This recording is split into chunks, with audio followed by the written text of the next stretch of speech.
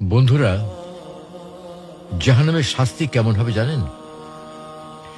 জাহান্নাম এমন একটা ভয়াবহ স্থান যেখানে অতি তুচ্ছ শাস্তিও দুনিয়ার সবচেয়ে কঠিন কষ্টের চেয়েও ভয়ঙ্কর হবে।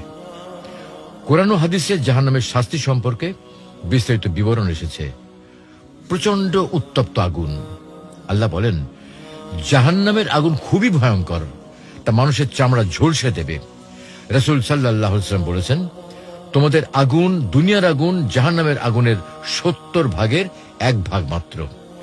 জাহান্নামীদের তৃষ্ণার্ত করে রাখা হবে, কিন্তু তাদের পান করার জন্য দেয়া হবে খুবই গরম পানি, যা তাদের অন্ত্র নাড়িভুড়ি টুকরো টুকরো করে ফেলবে। তাদের পান করানো হবে গলে যাওয়া ধাতব পদার্থ ও পুঁজ, যা গিলে ফেলার মতো হবে না, বরং তারা চরম কষ্টের মধ্যে থাকবে।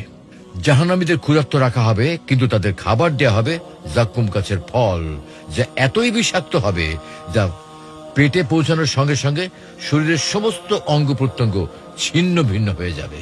জাহান্নামীদের পোশাক হবে গলিত তামা ও আগুনের তৈরি। তাদের হাত পা লোহার শিকড়ে বেঁধে ফেলা হবে এবং আগুনের মধ্যে টেনে নিয়ে যাওয়া হবে। চেহারা পুড়িয়ে দেওয়া হবে।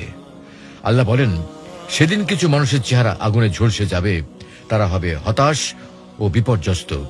রাসূল সাল্লাল্লাহু আলাইহি ওয়াসাল্লাম বলেছেন, জাহান্নামের আগুন এত তীব্র হবে যে একবার চেহারা স্পর্শ করলে মাংস গলে যাবে এবং দাঁত বেরিয়ে যাবে। সবচেয়ে হালকা শাস্তি হবে কেমন? তা হলো আবু তালিব, নবী সাল্লাল্লাহু আলাইহি ওয়াসাল্লামের চাচা, যিনি ঈমান আনেননি।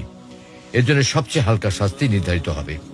তার পায়ের নিচে অগ্নির টুকরা রাখা হবে, যা এত উত্তপ্ত হবে যা থেকে তার মস্তিষ্ক পর্যন্ত ফুটতে থাকবে। জাহান্নামীরা কখনো মরবে না, বাঁচবেও না। জাহান্নামের শাস্তি হবে চিরস্থায়ী।